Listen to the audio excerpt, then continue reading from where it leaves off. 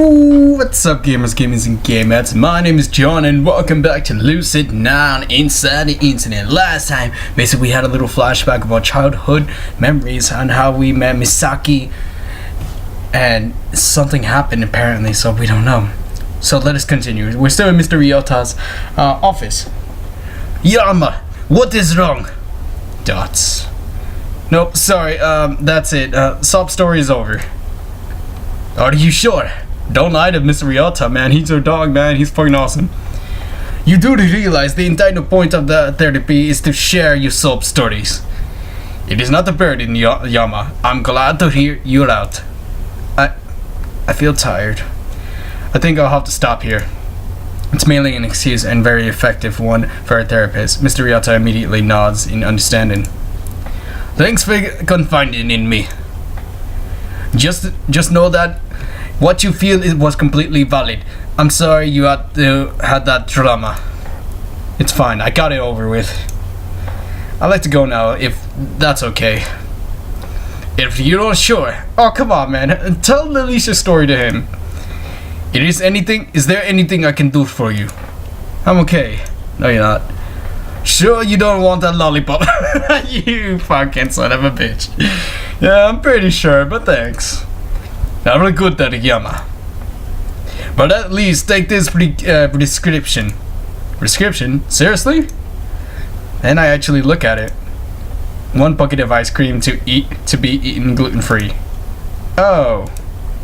As far as that administration knows, that is total legitimate treatment. Ice cream is one of the core groups of food pyramids, you know. He actually pulls a genuine laugh at me. Thanks, Mr. Ryota, and thanks for listening. Anytime. I exit Mr. Ryota's office and considerable in a better mood than when I entered it. I actually don't feel tired. I just feel rejuvenated. It seems like the memories have been weighing on me for a long time. Maybe therapy really will be beneficial. Oh, this is cool. I like the little art style here. Deciding to take the prescription to heart, I head straight down to downtown shopping area. With my mind cleared, I get to pay a little more attention to the weather, beautiful cloudless skies, the slightest hints of cool breeze. I don't know about cloudless, but this sun is beautiful. You! Oh shit, who the fuck is this girl? A girl careens from around the corner, nearly crashes right into me. Her glasses flashes dangerously as the tip of the newsboy cap over the forehead, studying me in intensity that could rival an electronic microphone. Me? It's all I can manage to say in an eccentric sight. Weird girl. Yes, you, the idyllic, unlettered civilian. Perfect. A hint of a satisfied smile tugs at her lip. For what must be 100 times today, I feel keen sense of impending doom. Respond to my question whether yes or no. Do not divide. Do not invent. And for the sake of both of our sanities, do not dawdle. First, I am correct in assuming you are an academy student? You must have the wrong person. I've never seen you before. How can you judge the person behind this encounter without knowing the criteria I have set in my approach? I am not mistaken. You are my target. It doesn't take a genius in sense that this girl means trouble. I decided to conveniently ignore her and step around her. She only steps with me, blocking my path again. Oh great, I can sense where this is going. As have I investigated, subject that demonstrates a remarkable inability to utilize basic cognitive functions. Talk about uncalled for. Absurd words, overly complicated language. She clearly has a few screws loose. Maybe I should call the hospital, see if they have a runaway mental patient. Damn, Yama, you savage. But she's not wearing hospital clothes. Look, kid, I don't know what your problem is, but... Kid? The pleasantly cool air suddenly develops in a rather harsh chill. She must, in the one phrase that phrases just another 14-year-old expecting to be treated in dignity of a grandmother. Albeit a 14-year-old who apparently memorized the dictionary. Well, whatever you are, generally speaking, it's pretty rude to just run up to some random stranger and insult them. Truly, your idiocy has risen to a level beyond which I had previously surmised. She immediately digs up in her pocket and flashes something in front of my face. Shiguri Inemota, freelance detective. Okay, Shiguri. Legally certify inspected crime scenes, obtain private files, and if necessary, interrogate unduly inquisitive, satisfy citizens with observational fineness of a blind man. So a freelance detective. Okay. And you shall note that I am 26 of age. What? You're 26 years old? Wait. What? You're 26? Unless you presume I'll imply of you're deaf as well as dumb, I suggest. But you're short! Yeah, that could happen. I practically feel ice crystal forming in the air. Well, I should strongly prefer to be short of a statue than short of a several matter, as seems to your very tendency. Ouch, not a bad blow. But wait. If you're a freelance detective, does that mean this is an interrogation and I'm a suspect? If I have to go to the police station, do I get an excuse absence from class? Dots. Oh my god, this guy. I see no need for your reverse expectations that you will be talking in an unexcused absence as they are. Considering an inevitable similar of your clinical depression. That stops me. What? How could she possibly... What would even make her think something like that? You might as well carry a sign. From your uniform, you are a student at the academy. From the fact that you are wearing it, you attend school this morning. From your presence in the town rather than in class, you are, as I believe they call it, playing hooky. From the prescription slip, you are enrolled in a recently developed therapy method of an academy that has been boosting. From your fairly normal physicality and social skills, your problem is mostly clinical depression or something like high-function autism. From... Okay, I get it, you're a detective. And you're impressed by pretending not to be. It is pretty impressive. The observations themselves might seem like common sense, but a person who can actually synthesize them in a rare find, which of course kind of make her more annoying. I relax a little, oddly relieved that she hasn't actually secretly researched me. Now it's your turn. My turn? Of course. What you see from my physical presentation, I invite you to give your brain so much needed exercise. That gets me closer to firing me up. Close. Sorry, but I have my therapist's instructions to follow. Unless you have an actual business with me, I appreciate it if you left me alone. I step around her. This time she doesn't move. But just as I think that I'm home free, I hear a soft voice drifting from behind me. Do you not wish to play a bigger role in society, the inconsequential pawn of this game of life? Or will you restrict yourself to confines of your own abilities just because of her? I quietly stopped. Oh shit, this even got me the chills in my back. Turn around slowly. Tell me how you know that right now. I shall, after you prove you're mentally capable of comprehending the simplest of my explanation. Fine, she wants to play that way? Let her play it that way. Oh shit, time to focus.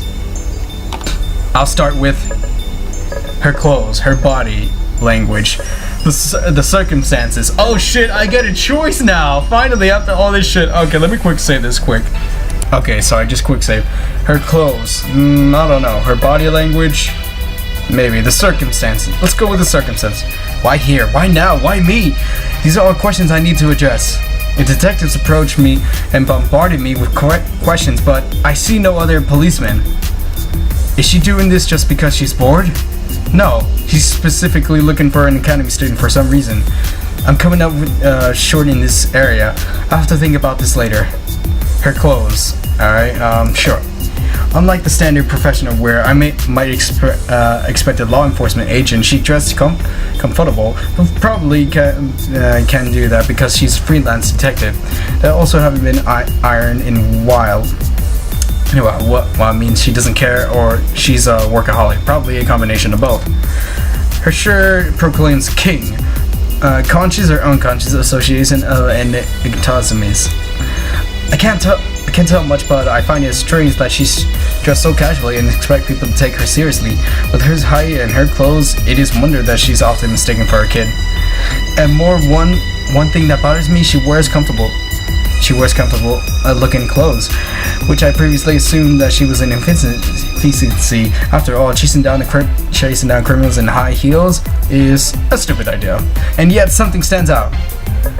Glasses and hoodie. Hats and jeans.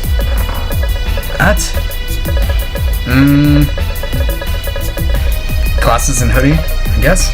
Wearing a hoodie is uncomfortable and so are glasses, right? No, actually there's nothing wrong with that. What's odd is assuming that she's wearing these clothes for mobility. Hat and jeans. Right, hats are a pain to run with because unless you keep one on the other all the time, likely they'll flop around, fall off, or just generally be obnoxious. And jeans are too tight for flexibility. Running in those would either be uncomfortable or very, very embarrassing, which implies that she dresses how she wants to. Definitely has to be a headstrong individual. If she doesn't choose casual clothes for comfort, knowing that it interferes with her job, then she is purposely choosing to aggravate others to announce her individualism. It will match with her choosing to be a freelance detective instead of a corporate investigator. Free-spirited, rebellious, and as I suspected, how shameless, pulling me aside for no reason, guiding me by heart and her head, despite the intellectual. Not bad. Next, I should think about her body language. She spreads her weight evenly on both feet, unlike most girls who lie on one side, on their hips on the other. Even weight of both feet almost sounds like a fighting stance, formal posture. She could use a formal setting, but doesn't seem that very much for her. The rest of the body language isn't proper. She seems to hunch slightly and her shoulders loose. No, it's more likely she's fighting stance. She seems relaxed, but with that bright-eyed look, someone expecting danger around every corner, the kind of weight distribution doesn't seem to come naturally. Maybe she was in sports, or maybe she's in self-defense at one point for a while from the looks of it.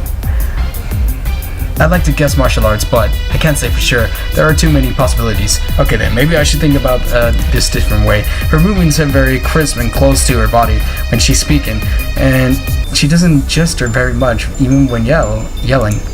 Generally speaking, sports emphasizes emoting on a huge scale, roaring in victory, brawling in defeat. The works, not only that, but limbs are trained more for gross motor skills that fine motor skills. What? On the contrary, Shigeri has a very tight control over her hands, almost to the point where she seems stiff, which likely points to something high controlled like ballet or archery, or more subtle martial arts like Wing Chun. Well, that still doesn't narrow things down too much. Time to move on. I've noticed that when Shigeri moves, she primarily tends to use her left hand. Her left hand is always hovering on her hip, where it's likely to hostile will be. Maybe, or could it be coincidental? She doesn't primarily use her left hand for gesturing, or at least that I'm thinking the wrong track. Her right hand? Her left hand is generally standard, while her right often is most action, adjusting her glasses, tapping against her hip. Probably safe assume that she's right-handed. So she used to be individual of a high control form, physical exercise, and she's right-handed. That is all I can get from her body language. Well, she doesn't wear any noticeable makeup, or she dresses up like a kid. And wears glasses instead of contacts for just calling more attention to her pathetic stature. Wait a minute, when I put it that way, it almost sounds like she's has a mental disability, wants to be underestimated. Even though she pretends to be indignant about mistaken for a kid, it looks like that's her intention. Even though she's a freelance detective, she doesn't wear her badge anywhere or carry a gun or anything really. She probably believes that being underestimated is a valuable skill. I can't say personally I personally agree, but hey, she's 26 years old, freelance detective, not me. I took a step back to look at the full picture. No, this isn't it. Not quite. It's a good information, but its basic nothing stands out. I can't actually use any of this. Time to think a little deeper. Is there anything that can help me? Anything at all? Something I miss? Dots. Yamato speaking, yes? If you cannot resolve such an appealing, simple task by your own means, I shall consider your intellect no different than any headless chicken. Good day. Fuck you, asshole. Oh wait, was she talking on the phone? Now, you may want to hasten your efforts before the ground upon which we stand becomes of a gravestone. Yeah, I'm on it. I say this distinctly primarily because I notice she has a flip phone. Ancient technology by today's standards, buttons, 2-inch screens, primary camera that works. Not just because it's a terrible looking flip phone, the kind of decor that you can use pre-obsolescence phones. Rhinestones, heart stickers. Oh god, even randomly skulls from Sharpie that was too faded into the metal for me to read. It's completely unlike her, which means that's its wealth of information. While on the call, she graciously turned to the phone into her direction, allowing me to catch a glimpse on her wallpaper. Shocked, it was a picture, at least for a few years old, of a guy hugging her. Double shot. She was probably showing off her ring. Not a cheap, cutesy colored ring, like a couple fan of a new relationship in the second week. A legitimate diamond ring, an engagement ring. But she's not wearing the ring anymore. Even looking at her hands at this moment, I can't tell that she's even worn one. Which means that she once had a fiance and had broken up with her, and he did it recently, a long time ago. Wait, but if he's talking about a while ago, like 6 months, then I'll say recently. Recently, right? Oh wait, no, that doesn't seem right. Why doesn't it seem right? Oh, of course. If an engagement that has ended recently, then it's tan, ringer, or maybe an indebted. Instead, there's nothing, which means the fiancé called off the engagement a while ago. Fuck, I should have picked that. She obviously didn't call it off, or not if she's keeping the picture of her phone. In fact, maybe it was broke off amicably if she hasn't deleted it yet. Either way, either that or she's a stalker. Although there's much more like it. I think I'm ready. I square my shoulders. I look in her eyes. Sorry about the wedding. Dots. Hello? What wedding? Is she serious? How can I possibly word this delicately? Yours, the one your fiancé called off a few years ago? Did he? Didn't he? Unless she does have a wedding ring and she doesn't wear it. Is it in your pocket or something? You might seek the intellectual yourself better. Is what in my pocket? Your wedding ring. Why would I have a wedding ring in my pocket? If your fiancé didn't call off the wedding, then wait. No, there's one more possibility, and since she's in law enforcement, it wouldn't be unlikely. I immediately shut up as a realization dawns on me. Dots. I see you have realized. Yes, he never called off the wedding. Because he died? I suddenly feel very, very colorless. So. Silence! Say nothing that you do not mean. Unless you are manipulating others to extract information as that is an occupation hazard. Right. Even as she continues on, I mentally hit myself for my error. Fuck. I shall admit, civilian, that you have done adequately. Train your senses consensually, and you might become moderately useful in the future. Thanks, really, I'm overwhelmed. But I ask you this, what is the meaning of the freelance detective approaches a student and asks a string of seemingly unrelated questions of him? She suspects him of a crime, she is testing him, she has a crush on him. Oh my god, I will fucking laugh. What the fuck? Yeah, alright, let's see, testing. You're testing my intelligence for some reason? Or you're actually a marketing intern and trying to conduct some bizarre survey I wouldn't know.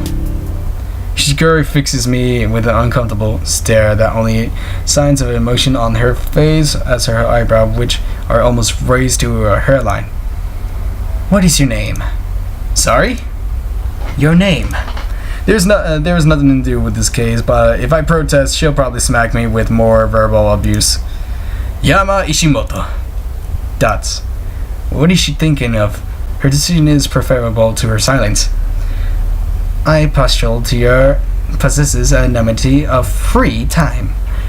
What is your assessment regarding to the conjunct mentere?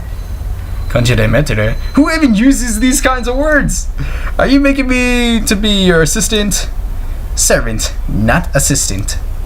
Putting me and a job in the same sentence is never a good idea. I barely had enough diligence to hand out stuff in class when I'm called by the teacher. How much worse would my punishment be if I worked with this woman? This crazy, not detention, I assume. And yet, examining pieces in the puzzle, putting them together, framing the whole story. It was fun. Logic, ingenuity, resourcefulness. And almost nothing is fun for me, which makes it doubly interesting. Sure, why not? Oh, cool. Good. I will require your contact information, then be off. I take a moment to process this. That's it? Wait, how did you know? Know what? You told me earlier about her. A tense moment ticks by. Shiguri stares at me, evenly at me. Pure conjunction. You can't be serious. You did not appear to notice that my my wording was intentionally vague. What? But you said... Do you not wish to play the bigger role in society that inconsequentially pawn in the game of life? Or will you restrict yourself in the confidence of your own abilities just because of her? Oh, classic bait for confirmation bias. Appeal for a person in general, desire for significance allude to just one person for some added renaissance. All the worded have to guess to is gender, 50% chance of striking a chord in her victim. She probably guessed a girl from my personality. I'm not exactly the type to easily befriend guys. A bait. Just a bait. I see you understand. She pushes the phone into my motionless hand. I have registered my cellular number. Tomorrow you will receive a text regarding your next assignment. Keep your evening free. With that, she simply tips her hat and whirls off. The stranders off. What the actual fuck? Oh my god. Alright. I think with that I'm gonna leave it off right here. This was something else. Like, what the fuck? Alright guys, I hope you guys enjoyed this episode of Lucid9. I hope you guys have a good night, good evening, and good morning from wherever you're from. So peace out and sayonara guys, and bye bye!